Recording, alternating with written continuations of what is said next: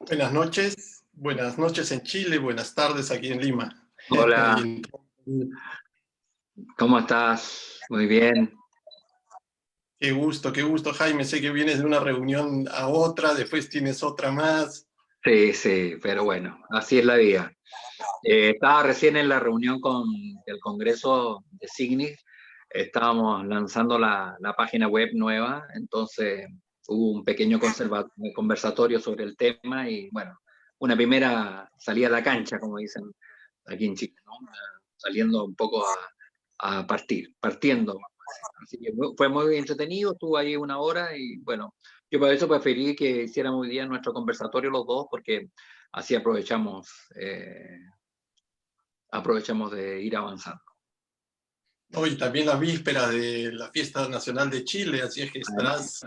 sí, bueno, una víspera bien particular porque tú sabes muy bien cómo estamos en pleno periodo de pandemia y estamos en una especie de recuerda que estamos en un periodo, nosotros no estamos ya en cuarentena en estricto rigor, pero estamos en una primera fase de apertura, pero con mucho cuidado para que no aumenten los problemas, podríamos decir. Así que, pero vamos a ver, así que seguramente esta va a ser una semana de fiestas nacionales muy tranquilas, vamos a decir, en relación a lo que ha sido años anteriores. Muy bien, entonces vamos a nuestro tema porque la gente también se preocupa, digamos, por el tiempo y tenemos que aprovechar este rato que podemos tenerte. Yo quería contar a los que nos estén siguiendo que te conozco hace una buena cantidad de años y Mejor no gracias. decir tanto, pero que no hay que confesarlo tanto, ¿no?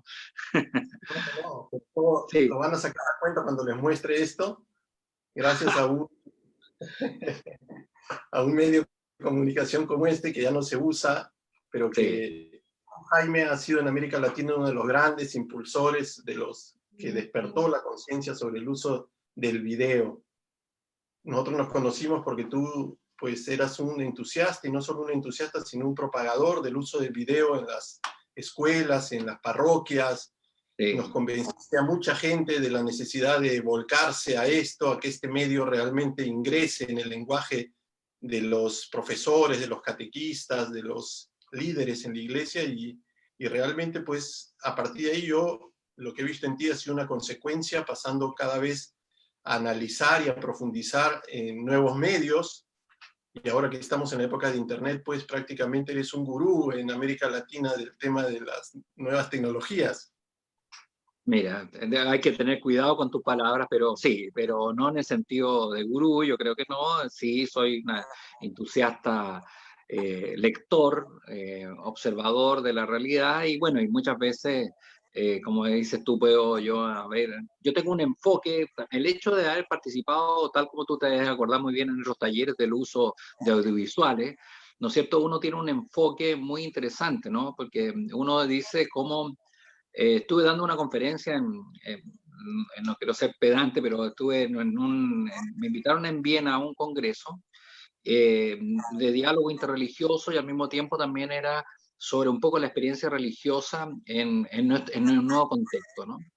Y ahí comenté una cosa que hasta el día de hoy reconozco que cuando preparé esa presentación me marcó un cambio en cómo yo hablo de la realidad, ¿no? Me acuerdo que leí un texto de que hablaba de que antiguamente la enseñanza religiosa y de los valores se provocaba en las sociedades producto de la familia, ¿no? En la familia las cosas ocurrían y los relatos, los padres, los hermanos, los tíos iban analizando, iban mediando, ¿no es cierto?, la información.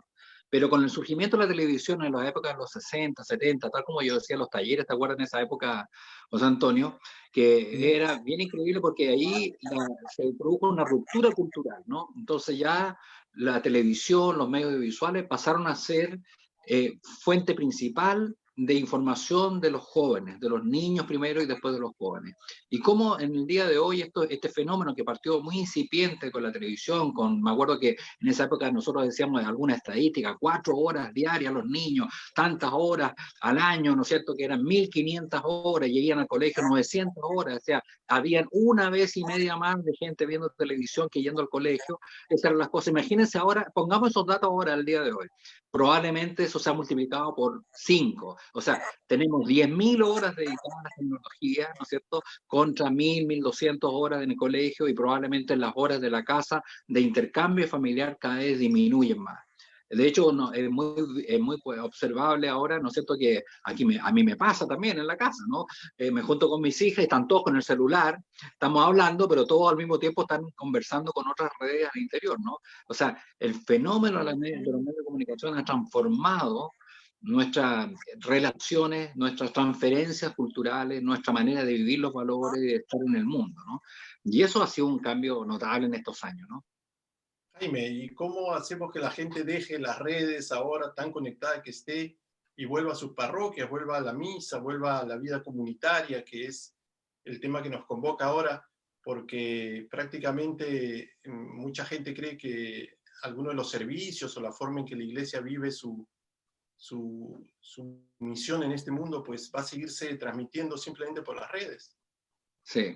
Ahora, eso es una muy buena pregunta, porque si uno lo analiza bien, si tú, vamos a decir, si seguimos en este mismo proceso de reflexión, estamos viendo que en el fondo lo que nosotros entendemos como cómo se vivía religiosamente hace 10 años o 15 años atrás, es muy distinta a la manera a lo mejor de vivir lo religioso y lo espiritual ahora, ¿no? Todo eso tenía un significado. Yo, mi generación, digo, para nosotros tenía un significado encontrarnos en la parroquia, compartir con otros, y había un sentido de comunidad que tenía que ver con una experiencia de red, pero interpersonales muy directas, físicas, personales, interactivas, en fin, una serie de características. Pero ahora el mundo actual, los jóvenes sobre todo, ¿no es cierto? Ya, y cuando hablamos los millennials y todo eso, pero ya estamos hablando ya de 20 años, ¿no? Tampoco ya no estamos hablando de una cosa incipiente, sino que está instalada en la sociedad. Y si pensamos en la iglesia en el mediano plazo, en el sentido que estos van a ser los nuevos creyentes, vamos a decirlo, las nuevas generaciones que van a constituir el espacio donde uno pretende influir, podríamos decir. Entonces, indudablemente que estamos pensando en que la parroquia, el modelo de parroquia que hemos elaborado, responde a una cultura distinta y no a la cultura actual, ¿no? Entonces, es la primera reflexión que yo me hago, ¿no? Y yo, cuando tú me decías a mí la pospandemia, ¿no? Obviamente no es pospandemia, sino que la pandemia lo que está haciendo es agudizar lo que ya venía ocurriendo durante muchos años y que probablemente hoy vamos a tener un efecto en la manera de constituirnos como comunidad, ¿no? La primera reflexión que yo me sale a la vista, hay que recuperar ciertos valores muy anteriores, ¿no? Por ejemplo, ¿qué es una parroquia? Una parroquia es una comunidad de personas que tienen, ¿no es cierto?, una persona que les ayuda a vivir su experiencia espiritual y los apoya, los asesora, los ayuda, ¿no? Está permanentemente cultivando el sentido comunitario, ¿no es cierto? Y entonces ese sentido comunitario es que hay que recuperarlo, ¿no? Y no convertir la iglesia en un espacio físico donde la gente va, sino que es un espacio donde la gente participa, se siente partícipe y al mismo tiempo también encuentra un lugar de compartir con otros creencias, sentimientos, valores, formas de vivir que te les den significado, ¿no? Eso es lo importante, ¿no? Entonces, eso nos tiene que motivar. ¿Mm? Claro, claro, pero tanto las nuevas generaciones que tú dices como los adultos mismos están encontrando estos lugares de encuentro, de pertenencia en las redes. Entonces, uno puede pertenecer a grupos que antes era impensable, antes había que ir a un club, a un lugar comunal, había que pertenecer a Sí. algo, o la misma parroquia que nos enseñaba hasta a tocar la guitarra, idiomas, tantas cosas que ahora todo se aprende. Pero vayamos al tema de la pertenencia, ¿no? ¿Cómo entenderán las personas que esa pertenencia física, presencial, es más importante, más valiosa, más rica que la que se está generando en las redes, que no es que sea menos, sino que cumple otra función. Aquí hay otro elemento que yo te hablaba de la comunidad como un elemento. Otro elemento que también es importante entender es la parroquia. La parroquia antes también era un lugar donde uno hacía una opción y esa opción se traducía en participar en una comunidad religiosa, espiritual o en un grupo, podríamos decir, ¿no? Pero hoy también percibo yo, en mi observación, a partir de las lecturas y, en fin, de observar la realidad y de las investigaciones que uno observa, uno ve otro fenómeno interesante, ¿no? Los jóvenes de hoy, o la gente, hasta los más adultos, entraron en un proceso también como entender la espiritualidad como un proceso, no como algo dado. Antiguamente, por ejemplo, yo voy a poner mi ejemplo personal, ¿no? Yo nací en una familia católica, cristiana, comprometida, y en fondo uno era parte de un modelo, vamos a decir, de una manera, una estructura religiosa que estaba determinada. Mientras que ahora yo siento que las personas tienen la necesidad de hacer su propio camino. Entonces, esto es interesante porque esto es un desafío nuevo, ¿no es cierto? Porque en el fondo no es solamente esa experiencia, yo veo a muchos jóvenes con muchas inquietudes espirituales que buscan distintos caminos, distintas formas de ser, distintas formas de vivir esa espiritualidad. Entonces, eso es interesante porque la manera de vestirse, la manera como vamos a decir, se ubican en el espacio físico, la manera de caminar, las redes que observan, las redes que participan, el consumo cultural que ellos tienen, habla mucho de las búsquedas de los jóvenes. Entonces, por lo tanto, aquí hay un cambio también, ¿no es cierto? Interesante, pero también no solamente le está pasando a los jóvenes, también la gente, yo creo que más de mediana edad, no digo los de edad, pero los de mediana edad, están ocurriendo un fenómeno también de una manera de búsquedas espirituales, yo diría, bastante significativa. Y si uno analiza bien, tú te has dado cuenta, por ejemplo, yo ahora estoy trabajando en un grupo aquí en Santiago de reflexión, y sacábamos unos cálculos muy interesantes. Por ejemplo, decíamos la cantidad de jóvenes que se retiran de las organizaciones institucionalizadas, o sea, que dejan de ser católicos practicantes. En Chile, por ejemplo, ha disminuido mucho. Antes teníamos tasas de un 70% y ahora hablamos ya casi de tasas del 30%. Y si lo ponemos a nivel de jóvenes, es aún más bajo, entonces baja aún a menos de un 20%. O sea, en el fondo, mientras más joven, más lejano está de la institucionalidad religiosa. Pero si tú le preguntas a esos mismos jóvenes, pero yo le digo un par de estudios, ellos tienen una alta valoración de lo espiritual. Entonces, la pregunta que uno se hace aquí es, esas formas espirituales que ellos están en esa búsqueda, de alguna manera estas instituciones no están respondiendo a esa demanda espiritual que tienen los jóvenes. Entonces la pregunta es al revés, ¿no es cierto?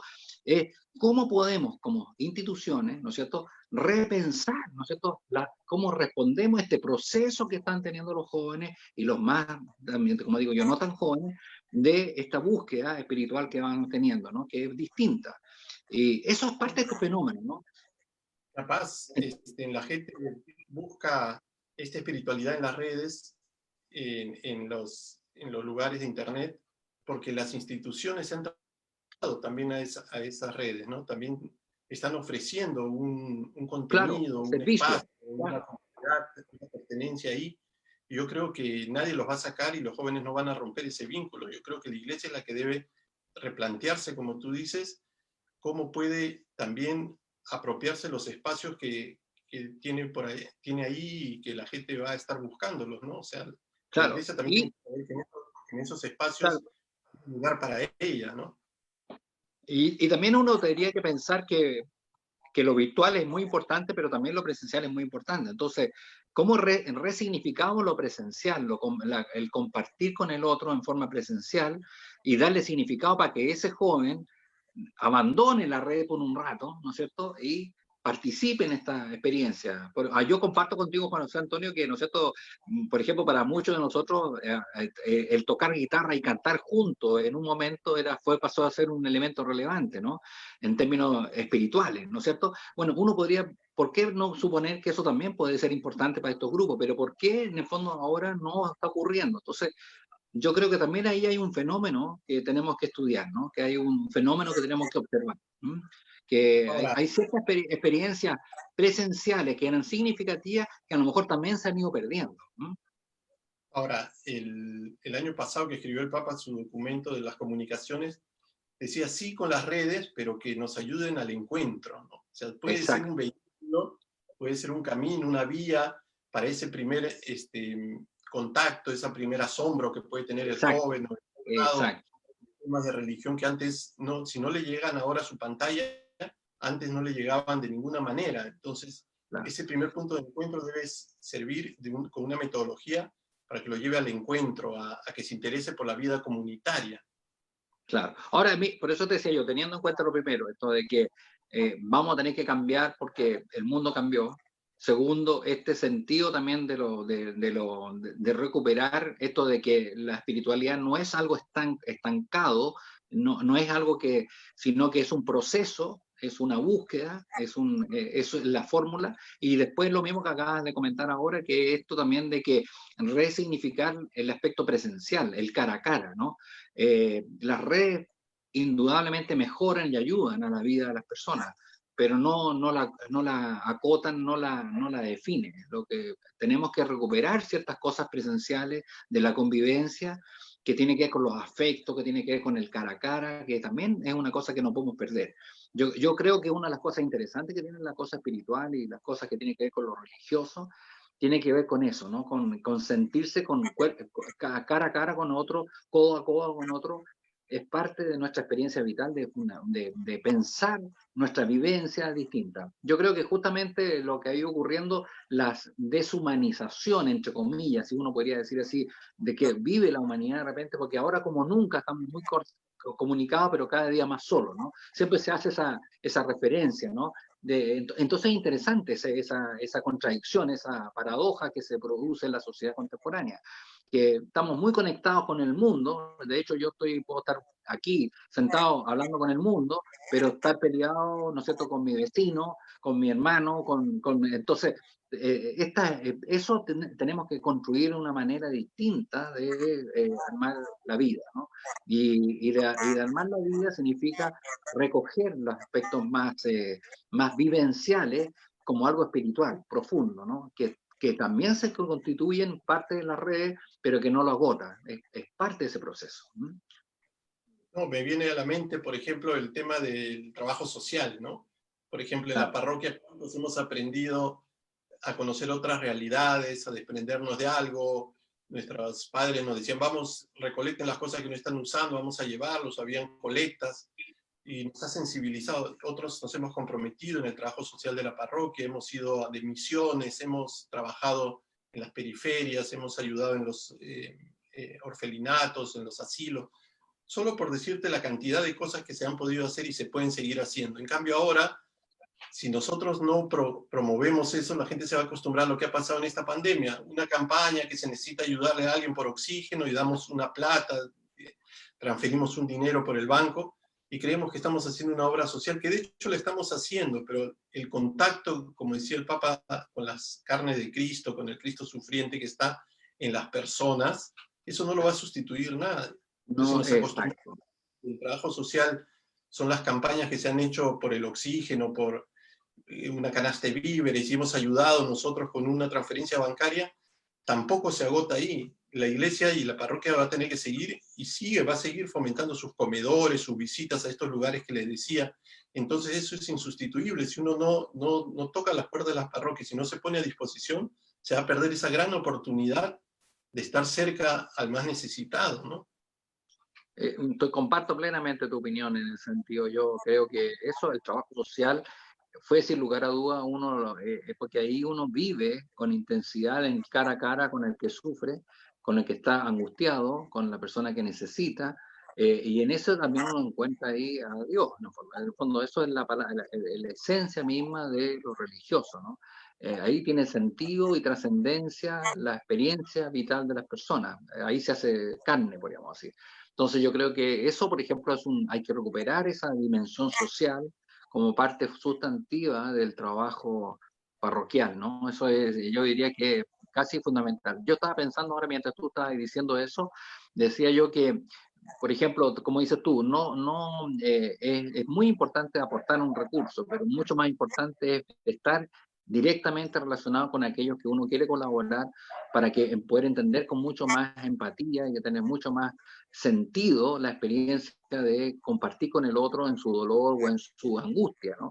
Y apoyar. Y también uno siente una enorme alegría cuando hace eso, ¿no? Yo me acuerdo que un montón de veces me tocó ir cuando jóvenes a ayudar a niños de escasos recursos, por ejemplo, y uno dice, pucha, lo recuerda tan vivo, esas caras sonrientes, que a veces con pequeñas cosas a uno le provocaba una gran alegría y poder participar, ¿no? Entonces yo creo que la cosa social también es una cosa importante. Yo creo que también otro elemento que lo social también antes era exclusivamente pobreza o dolor, ¿no? Yo creo que ahora también lo social tiene que ver con el medio ambiente también. Tiene que ver con el cuidado de la naturaleza, tiene que ver con el cuidado del entorno donde estoy, ¿no? Entonces, la experiencia de lo que entendíamos por lo social también se ha ido transformando. Lo social no es solamente el aspecto financiero que hay detrás, ¿no? Sino que es el compartir con el otro, es ayudar a que el otro tenga un entorno mucho más, por ejemplo, un entorno más amigable, un ambiente de mejor calidad. Y por último también, por ejemplo, yo siento que en América Latina estamos viviendo un periodo de mucha violencia en los sectores urbanos más periféricos. La droga y todo eso está generando una tensión, una vida muy dura para muchas personas.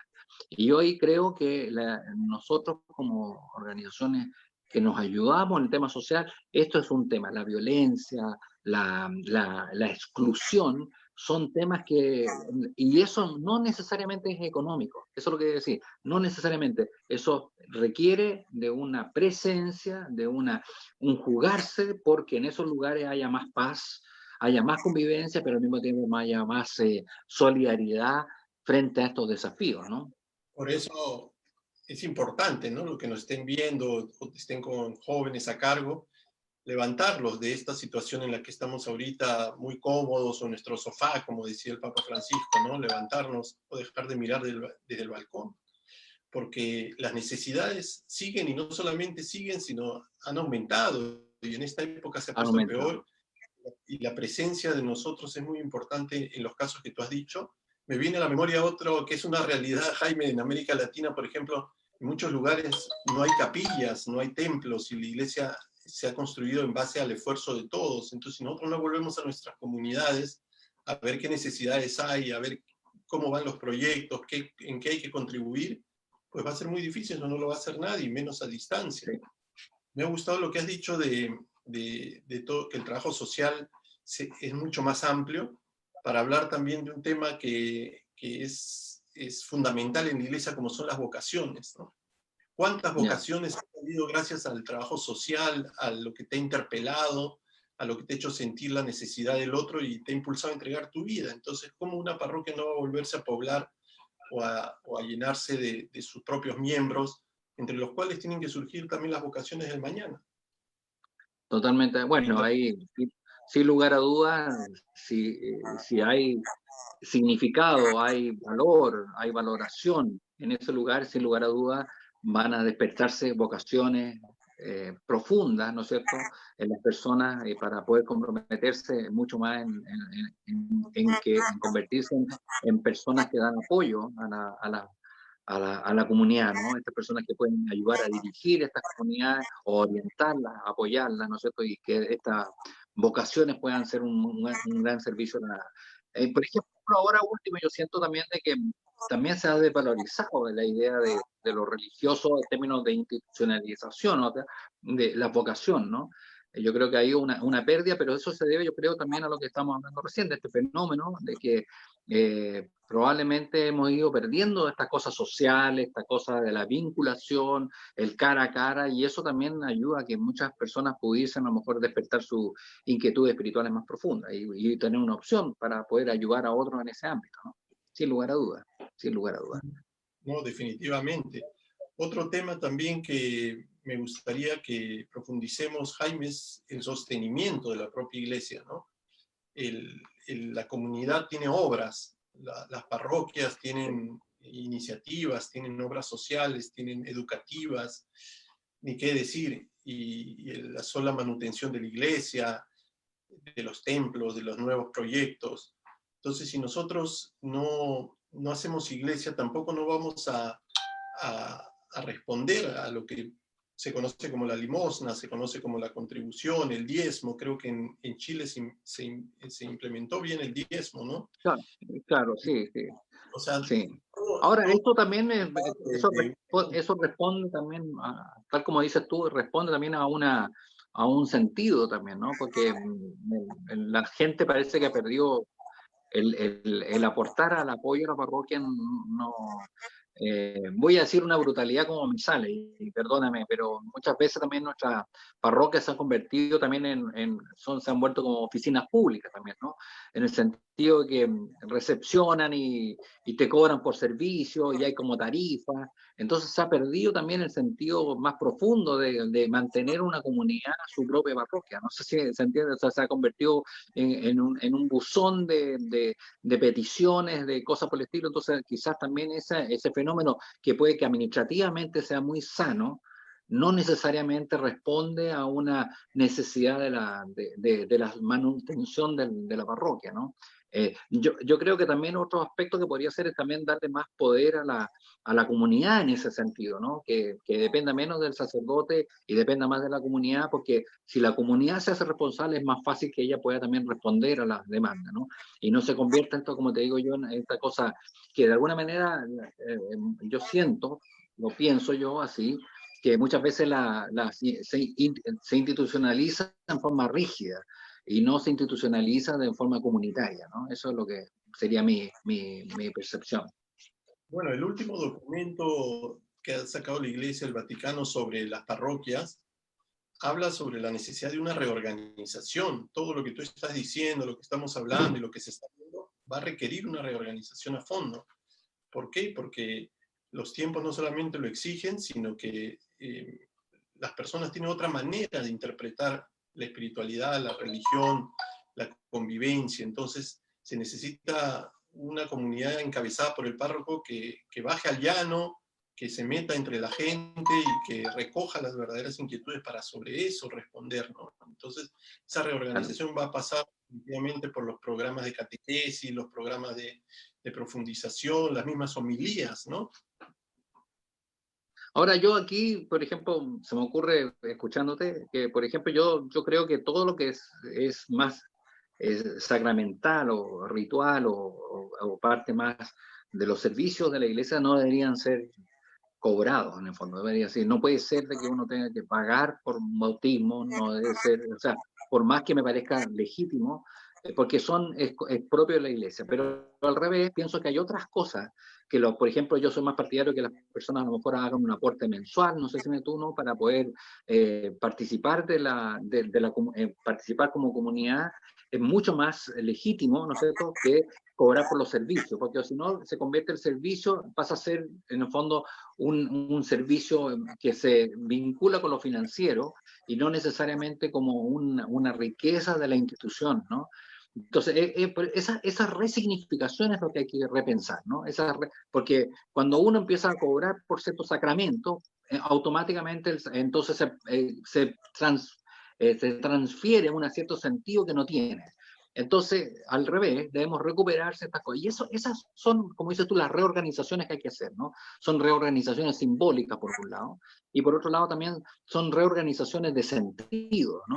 ¿Qué sentido tiene la parroquia? ¿Y qué aspecto? Entonces, la catequesis también, la catequesis no debería ser un adoctrinamiento para que esta persona se forme para que combata a otras organizaciones religiosas o para que tenga un soporte religioso, sino que la catequesis debería estar en función de enriquecer espiritualmente a la persona, para que esta persona pueda mejorar como persona.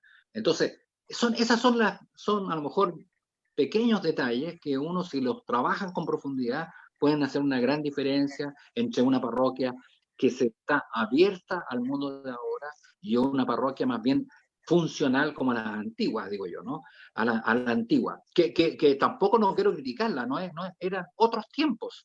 estaba respondiendo a otras necesidades, a otras culturas, a otras maneras de ser, y que cumplían otras. Ahora estamos en una etapa distinta, y eso yo creo que hay que asumirlo.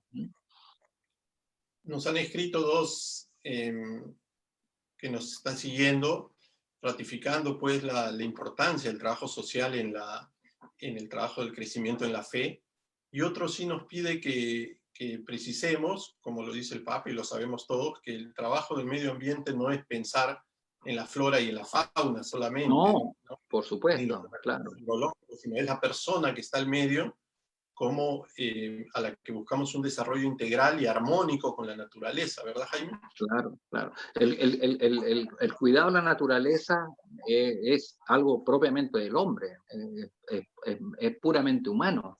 El respetar toda vida, todo ser, toda experiencia es una actitud espiritual frente a la realidad, pero al mismo tiempo también es una experiencia, por ejemplo, que tiene que ver con nuestro, por ejemplo, con no contaminar, con la basura, con el cuidado, que cuando yo cuido mi patio, el lugar donde está la plaza, no solamente estoy cuidando que la naturaleza se pueda reproducir, sino estoy cuidando también el medio ambiente donde vivimos todos, ¿no? Y ahí hay un fenómeno interesante que hay que cuidar.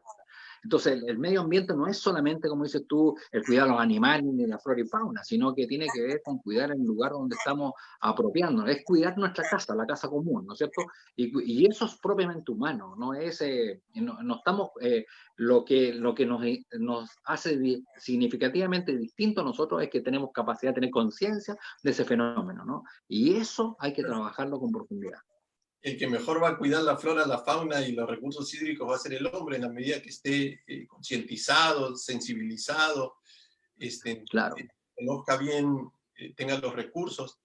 Otro punto que te quería comentar de lo que dijiste sobre el mantenimiento, yo cuando viajé a Brasil, capaz te acuerdas del padre Duberty, que tiene un gran canal ahí en Sao Sí, Paulo, sí. Século XXI. Yo vi pues ahí un coloso, ¿no? Yo lleno de gente y esto, entonces yo le digo, padre, ¿cómo mantiene todo esto? Me dijo una frase que a mí me ha quedado toda la vida para mi trabajo. Las obras de Dios las mantiene el pueblo de Dios. Mm. Entonces, algunas experiencias, yo estuve escribiendo un artículo y encontré una experiencia en Brasil donde las personas dan lo que es su diezmo, una cantidad al mes, y ya no tienen que pagar por nada, por ejemplo, ¿no? Si se Exactamente. muere un en ese mes, piden una misa y ya todo eso está cubierto, los bautizos ni hablar, si hay un matrimonio, por ahí una propina, pero yo creo que esto debe tender a un apoyo mensual, un apoyo anual fijo que nos permita a todos, incluso al párroco y a todos los que llevan las parroquias, estar tranquilos, que las cosas están cubiertas y que se pueden hacer más tareas a favor de la comunidad. No sé cómo es la experiencia en Chile, por ejemplo, algún tiempo creo que el diezmo arrancó bien, ¿no? El O sea, 1%. por eso te decía, pasa que también como en Chile también hay que reconocer que también hay una experiencia también compleja en el último tiempo, entonces también eso influye también, porque si las personas se sienten más alejadas de la iglesia, también disminuye el tiempo y disminuye el apoyo económico más amplio, ¿no? O sea, recuerda que también eso es un tema importante, por eso también es muy importante la comunidad, porque si la comunidad está fortalecida, ¿no es cierto? Todos estos procesos de crisis la puede sobrevivir, la puede llevar bien. También otra cosa importante, también escuchándote un poco a ti, también este asunto de que muchas veces las parroquias no tienen por qué construir grandes templos, no se trata tampoco de una competencia de 10.000 fieles, no sé si me todo, sino que lo importante es que una parroquia cumpla, aunque si son 20, son 100 o son 1.000, que cumpla muy bien con esos 100, con esos 10, con esos 1.000, ¿no? En el sentido que realmente esas personas puedan desarrollarse espiritualmente en ese contexto, ¿no? Y no poner como el elemento el número, sino que poner yo creo que si ponemos el número, obviamente nuestro drama va a ser mucho mayor, pero si ponemos la calidad espiritual de las personas que están vinculadas en eso, indudablemente lo que dices tú, el soporte no va a haber ningún problema. Ahí es donde yo siento que está el corazón del problema, ¿no? La gente tiene que sentir que la parroquia realmente le ayuda a vivir, ¿no? Y es un lugar donde encuentra apoyo, encuentra soporte, pero al mismo tiempo también encuentra un lugar donde ha sentido a su existencia. Ese es el fondo. En ese sentido, su existencia es donde la gente busca espacios que le ofrezca la parroquia donde desarrollarse, ¿no? Algunos Exacto, son catequistas, exacto. uno les gusta ser lectores, uno le gusta ayudar en la administración, pero hay otros que su corazón está mucho más inflamado, ¿no? Entonces, Exacto. un tema social, hemos hablado de una vocación específica, pero ahora viene a mi memoria algo que es entrañable para nosotros, ¿no? Que es el tema misionero, por ejemplo. Cuánta solidaridad y cuánta cercanía se siente cuando uno está en una parroquia viviendo de verdad su vida parroquial y te cuentan pues cómo la iglesia está trabajando en lugares hostiles, en lugares difíciles, en lugares inaccesibles. El tema misionero es una sensibilidad muy importante que también esas iglesias misioneras funcionan y siguen para adelante gracias al apoyo de las comunidades que en cierta forma tienen una libertad religiosa, ¿no? Ahora, por ejemplo, ahí mismo está vinculando eso con lo tuyo. Por ejemplo, toda persona, toda parroquia debería tener una experiencia misionera, pero una experiencia misionera como proceso de este aprendizaje espiritual que uno tiene que tener, ¿no? De ir a lugares donde uno pueda dar un testimonio de su creencia, ¿no es cierto?, y su fe, pero al mismo tiempo también de su amor por la comunidad y por la humanidad. Entonces, y uno piensa siempre la misión o la misión, la actitud misionera, uno la piensa siempre en un lugar muy lejano. Y muchas veces a pocas cuadras, ¿no es cierto?, puedes encontrar lugar donde misionar, en el fondo. A lo que me refiero es que no necesariamente no se trata de cambiarse poco menos que de ciudad para poder hacer algo, sino que, mire, yo me acuerdo, yo tengo un amigo que en España, cuando estaba haciendo mi doctorado, me propuso una vez hacer una caminata a Santiago, ¿no? Y yo decía, fue muy interesante porque yo no hice toda la caminata, hice una parte nomás, porque bueno, no tenía el tiempo que estaba estudiando, pero lo acompañé en una parte. Y fue muy interesante porque ahí conocí a mucha gente de distintas parroquias de Europa que hacían estas caminatas, ¿no? La caminata era lo menos importante, lo más importante era el proceso de caminar juntos durante un periodo, ¿no es cierto? Y en ese proceso la gente compartía con otros, se ayudaban unos con otros, en fin, eso encontré muy interesante. Entonces, la misión, el misionar, no tiene por qué ser tan, ¿cómo te llama?, tan extraterritorial, sino que puede perfectamente uno en un mismo lugar puede generar. La experiencia de misionar y de caminar con otros en un lugar distinto es muy valioso. Como te decía tú, probablemente el acto de religioso hoy más se vincula con un proceso más que con una opción. La opción es posterior al proceso. Entonces, si no hay proceso, no hay opción. Si, en otras palabras, para cultivar una cierta espiritualidad, uno tiene que generar un proceso, un camino para ese proceso. Y después vienen las opciones, ¿no? Probablemente, por ejemplo, tú mismo partiste haciendo cosas en una parroquia y después ya tomaste una opción ya más definitiva y te la jugaste y te metiste a trabajar como periodista en este ámbito y ya fue una decisión dos. La primera parte es la que te marca la segunda, ¿no? La primera parte, tu experiencia de caminar con otros en un lugar distinto, hace que uno tenga una opción de vida diferente, ¿no? Yo creo que ahí está la experiencia vital. Ese proceso además, ¿no?, tiene que estar siempre presente la enseñanza, la figura y, la, y el sacrificio de Cristo, ¿no? Porque también hay tantas programas, tantas espiritualidades dentro de la iglesia que dejamos lo importante, pasa a ser secundario, pasa a ser, por no decir en algunos casos, prescindible, ¿no?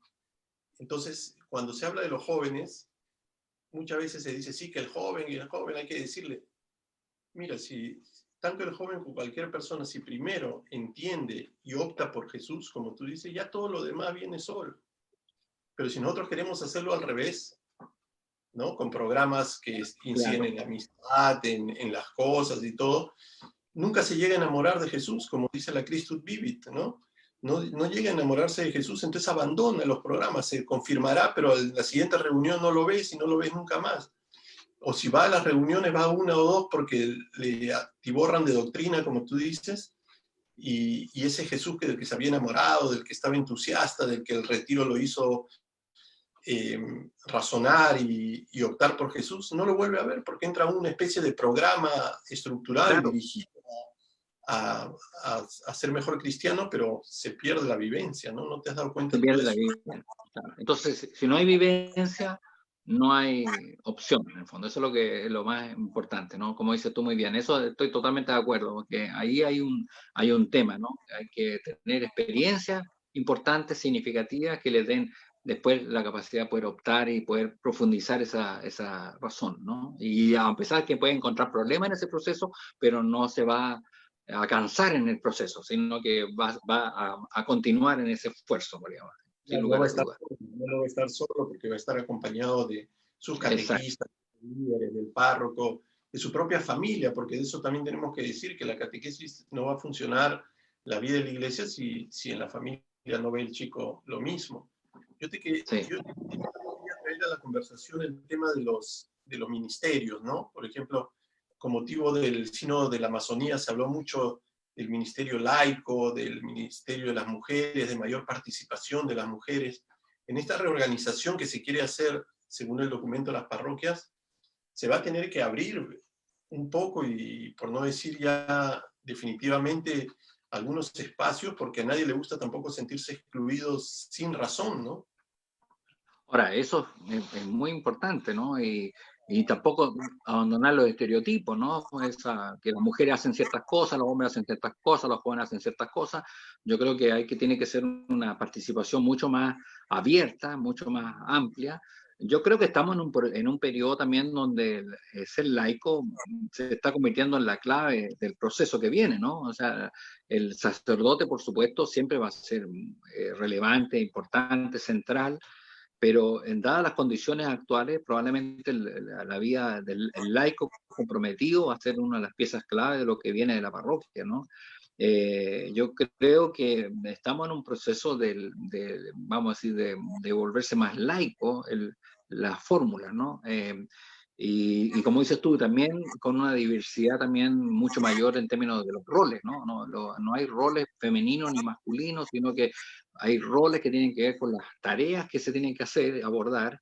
Y bueno, yo también creo que también, pero aquí va a requerir de mucha valentía de las personas de las tradiciones eh, más, eh, más clásicas de la iglesia, en el sentido de que el sacerdote va a tener que abrirse mucho más a que los laicos realmente puedan hacer su tarea con más libertad, podríamos decir, ¿no? Pero ahora, no digo esto como una queja, sino lo digo como una renovación de la forma de cómo se hace, tiene que hacer la actividad, ¿no? Y yo creo que no puede ser que solamente los laicos, yo creo que también los laicos pueden perfectamente, podrían hablar en el sermón, o sea, abrirse mucho más, que sean mucho más las caras visibles que hablen en público, por ejemplo, ¿no? Después el trabajo social, que no solamente lo haga, el sacerdote no necesariamente tiene que estar en todas, sino que perfectamente puede delegar ciertas cosas. Claro, hay que afirmar bien la comunidad para que no hayan errores, ni abusos, ni cosas por el estilo, pero hay que fortalecer un poco más el concepto comunitario, ¿no? Y yo estoy pensando en las mujeres siempre las ponemos en las tareas, entre comillas, domésticas, ¿no es cierto? O en las tareas de apoyo, ¿no es cierto? Y no centrales, ¿no? Y yo creo que también es un tema importante. Yo creo que las mujeres en la iglesia han sido un tremendo soporte y muchas veces subvalorado por la organización religiosa, por la institucionalidad, y yo creo que ellas pueden tener un rol mucho más relevante. Yo el otro día escuché aquí en Chile que se nombró a una religiosa párroca, ¿no? Y fue toda una noticia, ¿no? Y yo encontré interesante la sola idea de que diga, se nombró una párroca, entonces fue muy interesante. Yo me acuerdo que yo por lo mismo me dediqué a leer el texto básicamente por el titular, ¿no? Entonces eso te habla de que se pueden hacer cosas, yo creo, se pueden hacer innovaciones interesantes. El documento del Vaticano sobre las parroquias hace dos precisiones a dos cosas que tú has dicho, ¿no? Que la predicación esté reservada al sacerdote o al diácono. Claro, todo seguramente a veces tienen que poner ciertas cortapisas porque hay excesos en algunos sitios, pero han dicho eso. Y también que las parroquias, los párrocos solo pueden ser los sacerdotes, ¿no? Pero, por Sí, ejemplo, en nuestro país, en el Perú, en la sierra del país, hay religiosas a cargo de las parroquias. Ellas firman exacto. partidas, ellas tienen los Claro. ministerios para poder bautizar todo, pero son situaciones extremas porque no llega el sacerdote. Porque claro, aquí lo que hay que hacer donde hay sacerdotes, en las ciudades, todo, es buscarles su ministerio y su rol a los laicos, porque también podemos decir que los laicos, ahí hay un mea culpa, Jaime, yo creo también nosotros podemos haber dejado con el tiempo todo el trabajo en las manos de los párrocos, ¿no? Es cosa tuya, ya yo doy mi limosna, yo ya cumplo, ya tú ves cómo llevas esto, ¿no? Y era una cosa muy compleja, una parroquia, no solamente en lo administrativo, sino también en el mantenimiento de los fieles y de la comunidad, lo que estamos hablando, ¿no? Entonces el párroco solo pues era como era un pulpo que tenía que ver que los jóvenes perseveren, que perseveren los niños, que no falte esto, que no falte lo otro, que vengan a misa, que el techo se está requebrajando, muchas cosas. Entonces, dentro de ese llamado que hay ahora para volver y reorganizar las parroquias, está que nos hagamos cargo de distintos sectores y no quede todo en manos del párroco, porque eso también ha llevado a crisis, ¿eh? En que el párroco Sí, está agobiado y lamentablemente tira la toalla. sí.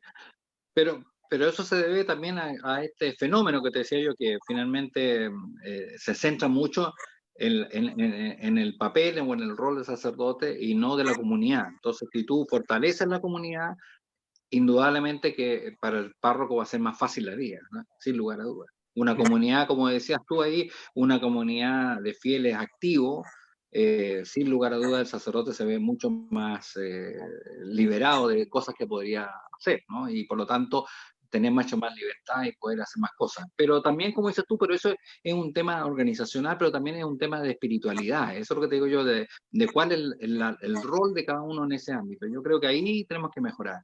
Hemos vuelto más cognitivo nuestra relación y hemos vuelto menos espiritual nuestra relación, ¿no? Entonces la hemos vuelto mucho más hemos racionalizado ciertas cosas que no deberíamos, en el fondo. Eso es lo que deberíamos. Hay cosas que tienen que ver con nuestros afectos, con nuestras emociones, con nuestras espiritualidades, y eso no se puede perder.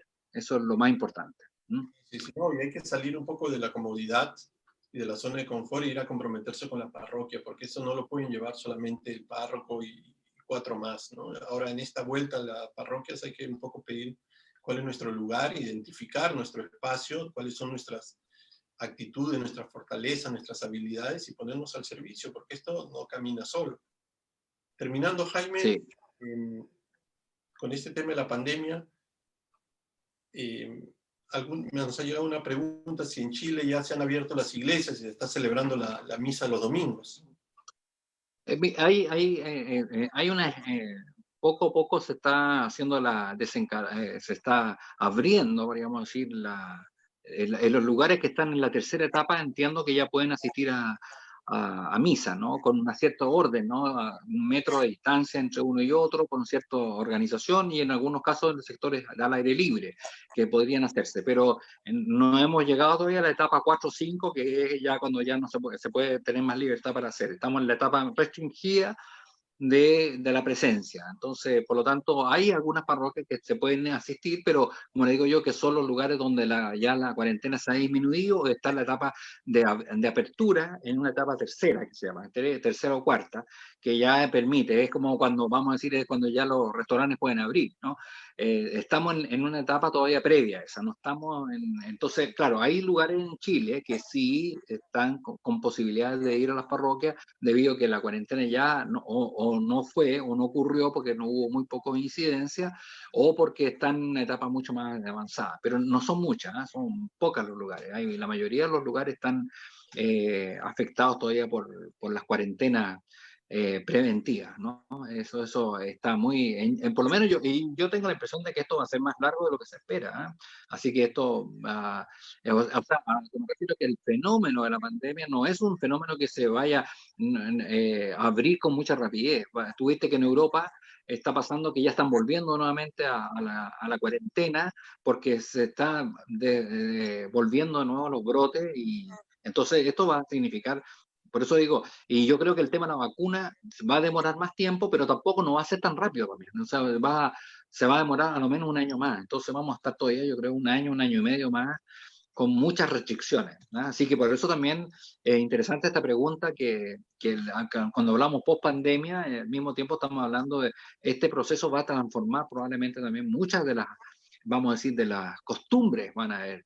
Y porque cuando se vuelva a la normalidad, entre comillas, es muy probable que esto va a cambiar también. Eso es lo que o sea, yo no me atrevo a hacer un juicio de valor todavía, pero yo tengo la impresión de que va a haber una disminución mayor en la presencia en parroquia. ¿M? Va a haber una... La gente siente, mira, si la gente percibe que su desarrollo espiritual lo pudo desarrollar igual, estando, no yendo a la parroquia, esa gente va a ser muy difícil que quiera volver a la parroquia para poder desarrollar, porque no hay una diferencia entre antes y el después. Entonces, esto es una hipótesis, ¿eh? Esto es una hipótesis, ¿eh? Hay que evaluarla después, pero yo tengo la impresión de que si las personas no hacen una diferencia, o sea, digan, no echo de menos la parroquia, porque en realidad la parroquia no me estaba dando lo que me estaba dando, probablemente esa persona no va a volver. Entonces, si tenía el rito de ir a las celebraciones, a las reuniones, probablemente ese rito va a carecer de sentido ahora después de este proceso, ¿no? Entonces, eso es un tema que vamos a tener que conversar. Definitivamente el desafío va a ser volver a formar comunidades. Sí, exacto, esa es la palabra. Eso es. Un año, como tú dices, año y medio va a enfriar a mucha gente y sí, hay que volver a formar y que sientan la necesidad de formar comunidades, porque si no hay comunidades, no hay parroquia. Exactamente, eso es lo que acabas de decir, es exactamente lo que es exactamente. Hay que volver a refundar comunidades. Claro, mientras se alargue la cuarentena y el estado de excepción, la Iglesia tiene que seguir ofreciendo los servicios que ha encontrado y que ha descubierto a través de las redes. Los equipos tienen que seguir colaborando como lo están haciendo hasta ahora, ¿no? No solo las misas, sino también la formación, la atención, los sacerdotes atender a la gente a través de una reja, confesarlos, en fin, tantas cosas que no hay que bajar la guardia porque hay algunos que sí tienen la demanda, ¿no? Jaime, yo no puedo renunciar al periodístico, pues, y preguntarte ahora que terminamos, muchos vimos hace un tiempo con pena, perdón, con pesar, la quema de iglesias, de algunas iglesias ahí en Chile, y a veces la noticia llega distorsionada, llega en paralelo, y tú sabes, somos víctimas pues de los modelos de comunicación que nos cuentan lo que quieren. Tú que estás tan comprometido, ¿por qué no nos dices unas palabras? ¿Qué es lo que ha pasado? ¿Por qué esa inquina? ¿Por qué ese objetivo de atacar y de quemar iglesias? ¿Qué pasó ahí?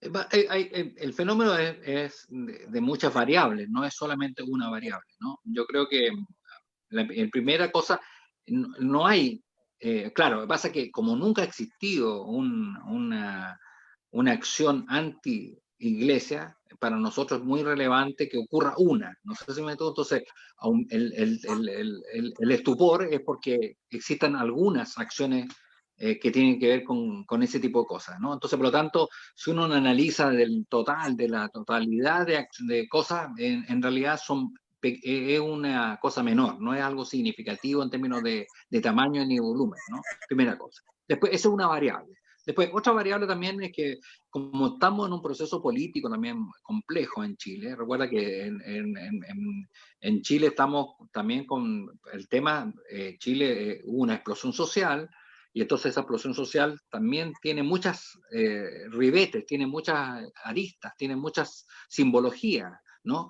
Y entonces la sociedad también ahora está un poco, tiene una actitud, los jóvenes o la muchedumbre, podríamos decir, la gente, está actuando un poco, yo diría, en contra de las instituciones formales porque siente que hay un sistema injusto en la sociedad.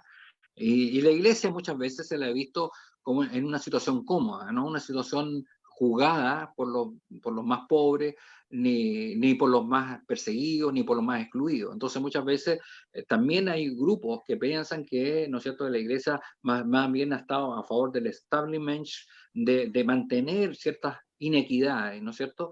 Siendo que en Chile, durante el gobierno de la dictadura, ¿no es cierto?, se la jugó muy intensamente, pero eso se ha ido perdiendo en el tiempo, ¿no? La sensación pública es que eso se ha ido perdiendo. Entonces se ve una iglesia más institucionalizada, más retrocedida, ha retrocedido en esos ambientes más sociales y por lo tanto se ve menos comprometido con la pobreza y siendo que no es así, pero hay una sensación, porque hay muchos sacerdotes que trabajan en sectores populares y todo lo demás, pero ahí no se están quemando iglesias, sino que hay lugares. Después tenemos el fenómeno mapuche, ¿no es cierto? Que también en Chile tenemos, en el caso de Temuco, por ejemplo, hubo varias quemas de iglesias, pero eso está dentro del contexto de la iglesia en sectores donde hay una disputa, ¿no es cierto?, entre los pueblos indígenas con, ¿no es cierto?, con el Estado chileno. Y en esta discusión también muchas veces se le ve a la iglesia también comprometido con ciertas institucionalidades y no con otras, ¿no?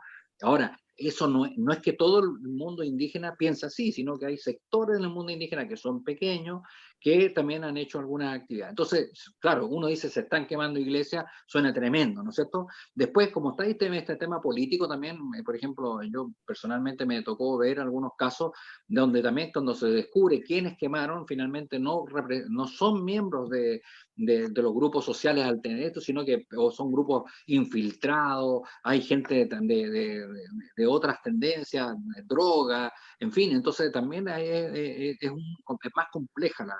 Entonces, no es solamente, no se puede explicar solamente como uno antirreligioso o anticatólico, sino que está en un contexto vamos a decir, de conflictos y de violencia más general. Por eso también te decía yo, la iglesia cuando le enfrenta el tema social, no solamente está enfrentando el hambre o la pobreza, sino que está enfrentando también otros temas, la violencia, la drogadicción.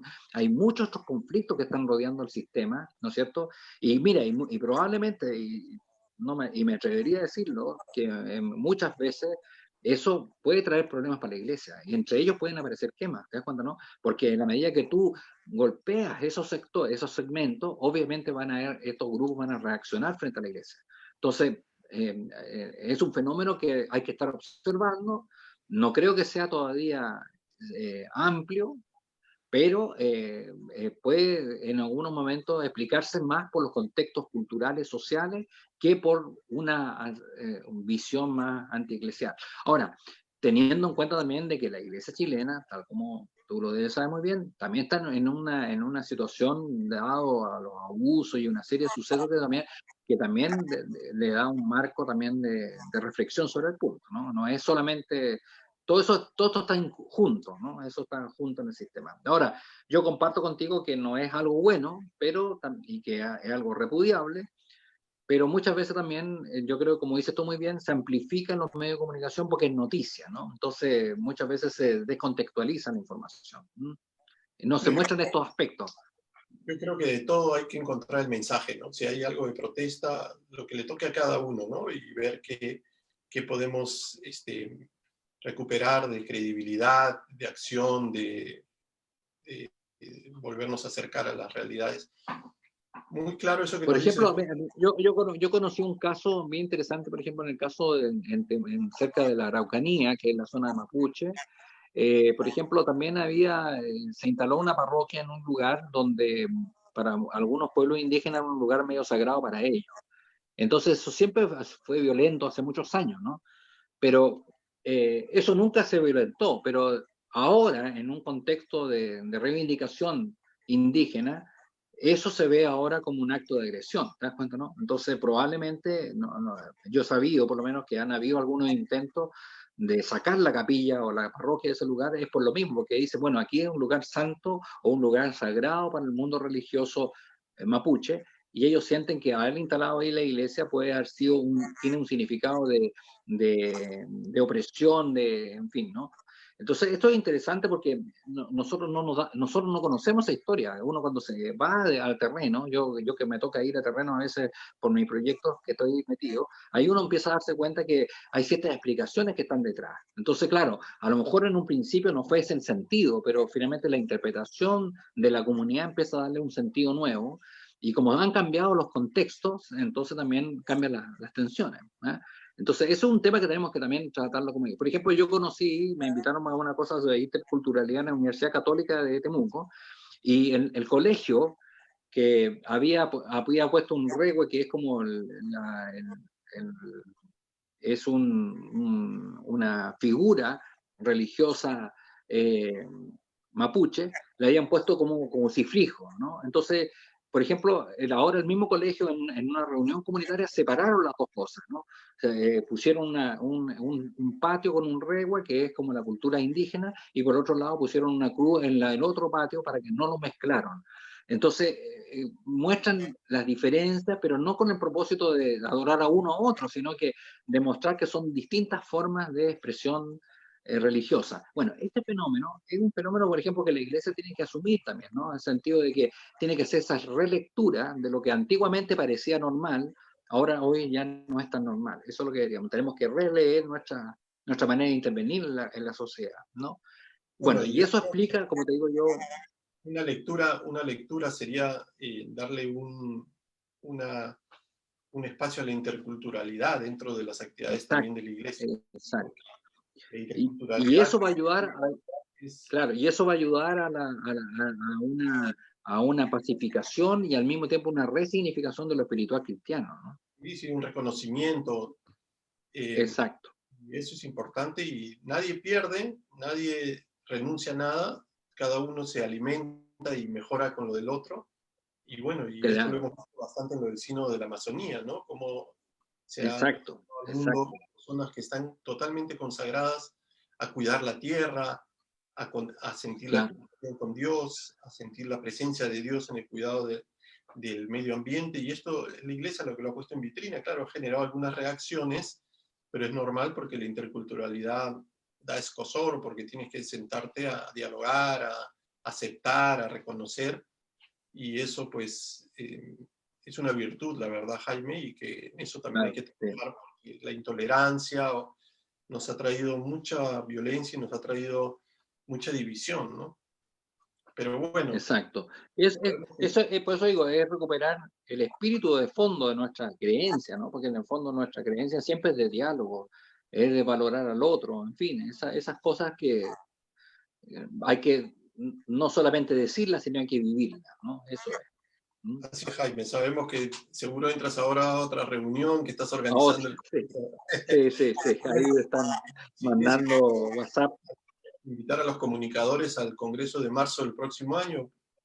Claro, exactamente, exactamente, para que participen y puedan, tal como te comenté a ti, para que puedan participar haciendo estas reflexiones, por ejemplo, esto mismo, ¿no? Esta misma reflexión sobre el sentido de la parroquia en el mundo contemporáneo es un tema importante. También cómo los medios de comunicación pueden ser un lugar de diálogo y de interculturalidad importante también con los demás, ¿no? Y en fin, yo siento que estamos en una etapa, a mí me encanta porque es desafiante, ¿no es cierto? Es una etapa de transformación y que por lo tanto nos exige a nosotros una mayor entrega, un mayor compromiso como espiritual y al mismo tiempo también un mayor amor, porque se requiere con mucha fuerza hacer las cosas bien, ¿no? Eso es, ¿no? Y comprometidos con las demás El personas. Congreso es el próximo año, ¿no? En marzo.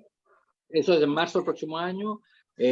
Como te decía, hay un congreso latinoamericano y del Caribe, ¿no es cierto?, sobre comunicación y se va a llamar Comunicación Interculturalidad para la Transformación Social, ¿no? Esa es de América Latina. Entonces la idea es que la espiritualidad no solamente es algo que se vive individualmente, sino que se convive con otros para hacer transformación y transformar nuestra sociedad, que es menos humana a una más humana, ¿no?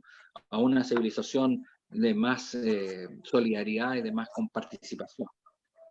Lo voy a poner en el muro también luego para que se enteren. Oye, Jaime, yo te agradezco pues, que en todo este rato haberte visto nuevamente. No nos veíamos desde el encuentro en Paraguay, Sí, pero exacto.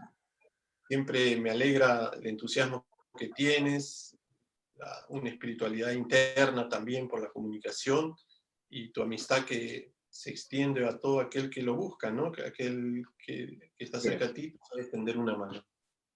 Bueno, muchas gracias a ti, José Antonio, y me alegra poder conversar contigo, independiente de que esto se transmita y todo lo demás, me parece una linda oportunidad y te felicito por lo que haces. Eso, un abrazo. ¿Ah? Es igual para ti, ¿eh? Un Y abrazo, a todos, gracias. Dios. muchas gracias en Ya. haber estado y haber acompañado a Jaime, un grande, ¿eh?